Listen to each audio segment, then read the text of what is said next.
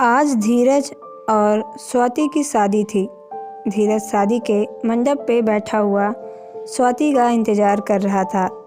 थोड़ी देर के बाद पंडित जी ने दुल्हन को लाने के लिए कहा तो धीरज बेचैनी से उसकी ओर देखने लगा जहाँ से दुल्हन आने वाली थी।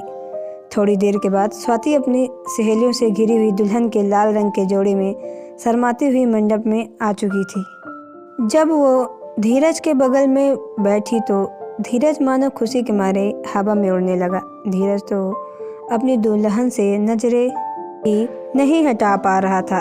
पवित्र अग्नि के सामने मंत्रोच्चारण के बीच धीरे धीरे दोनों एक दूसरे के होते जा रहे थे। यह जुदाई पल उन दोनों को हमेशा याद रहने वाला था, क्योंकि यह समय उनके जीवन दोबारा नहीं आने वाला था। इसलिए वह दोनों ही इस पल को खुशी खुशी जी रहे थे। देखते ही देखते हंसी खुशी शादी संपन्न हो गई और स्वाति विदा होकर अपने ससुराल पहुंच गई। स्वाति ने के ससुराल में भरा पूरा संयुक्त परिवार था।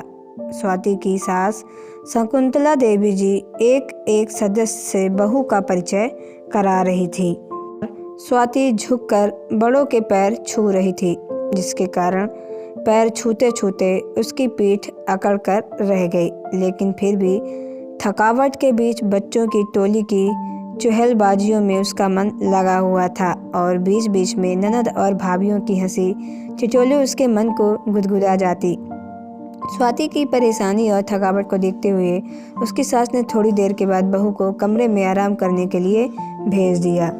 स्वाति अपनी कमर सीधी करते हुए सोच रही थी कि कितना प्यार परिवार है ये, जहाँ नई दुल्हन की परेशानी को भी उसकी सास ने कितनी बखूबी समझकर उसे आराम करने के लिए भेज दिया। इधर धीरज के मन में पहली रात को लेकर बहुत रोमांच था। सुहागरात की खुशी में वो 2 दिनों से अच्छी तरह से सो भी नहीं पाया था और आज उसकी आंखों में मिलन की अजीब सी चमक थी। फूलों की खुशबू और रंग बिरंगे रोशनी में पूरा घर नहाया हुआ था और धीरज का मन एक ही अलग उड़ान भरने को आतुर था। जैसे जैसे रात गहराने लगी थी वैसे वैसे धीरज की बेचैनी बढ़ती जा रही थी कि पता नहीं वो अपनी दुल्हन के पास कमरे में कब जाएगा। तभी उसकी बड़ी भाभी पायल ने उसे इशारे से बुलाया तो उसके मन के सोए हुए अरमान फिर से जागने लगे। वह झट से भाभी के पास पहुंच गया तो उसकी भाभी कहने लगी, अरे इतनी भी क्या जल्दी है, मेरा नेक कहाँ है? आप मेरे लिए कोई उपहार नहीं लाए क्या? धीरज सिर खुजाते हुए बोला, भाभी उपहार की बात कल सुबह का नहीं कर सकते हम, अभी मुझे कमरे में जाने दो ना, मुझे बहुत थकान हो रही है। पायल शरारत से बोली, मुझे खुद पता है कि आपको कैसे थकान हो रही है, सीधे सीधे मेरा गिफ्ट निकाल कर मेरी हथेली पर रख दीजिए, अब फिर जाइए आप अपने कमरे में, आपको कौन रोक सकेगा? धीरज ने मुस्कुराते हुए पूछा, क्या चाहिए आपको? पायल बोली कि गिफ्ट मांग कर थोड़ी ना लूँगी, वो तो दिल से दिया जाता है। धीरज मुंह बनाते हुए बोला, और अगर दिल ना हो तो? पायल नकली गुस्से में आंखें बड़ी करते हुए बोली, यह क्या बात हुई भला, यह तो बस बहाने हैं आपके। धीरज ने धीरे से कहा कि अरे भाभी, मैं गिफ्ट लाना भूल गया हूँ, अब क्या करूँ? पायल मुस्कुराते हुए बोली, और जब सब मुझसे पूछेंगे कि देवर ने क्या शगुन दिया तो सबको क्या जवाब दूंगी? उपहार तो आपको देना ही पड़ेगा। धीरज ने मुस्कुराते हुए कोट की जेब से एक छोटा सा डिब्बा निकालकर भाभी की हथेली पर धर दिया। पायल मुस्कुराते हुए बोली, अच्छा जी, तो आप गिफ्ट लेकर आए थे, फिर भी इतना देर से मुझे मजाक कर रहे थे? धीरज हंसते हुए बोला, अरे मेरी प्यारी भाभी, मजाक करना तो मेरा हक बनता है ना।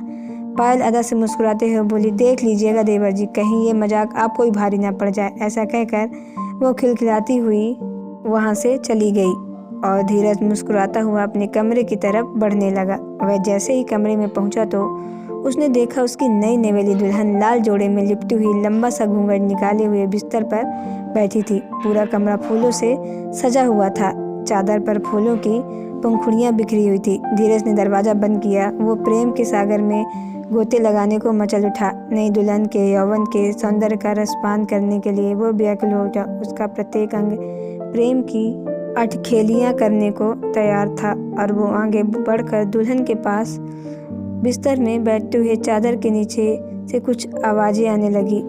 उसे अजीब बिस्तर पर बैठा, लेकिन ये कौन सा अनुभव हुआ। वह झटके से उठ खड़ा हुआ और उसने चादर हटाया तो पूरे बिस्तर पर पापड़ बिछे हुए थे। धीरज ने नाराज होकर दरवाज़ा खोला तो घर के बाहर परिवार के बहुत से सदस्य खड़े होकर मुंह दबाकर हंस रहे थे। धीरज गुस्से में कुछ कहने को हुआ, तभी वहां से सभी लोग सिर पर पैर रखकर भाग खड़े हुए। धीरज ने झुझलाते हुए फिर से दरवाज़ा बंद किया और वापस कमरे में आया। फिर से सिर खुजाते हुए अपनी पत्नी से बोला, सुनो जरा, तुम नीचे उतरो ना, मैं ये सब ठीक कर देता हूँ। उसकी दुल्हन चुपचाप घूंघट लिए हुए बिस्तर पर एक किनारे खड़ी हो गई।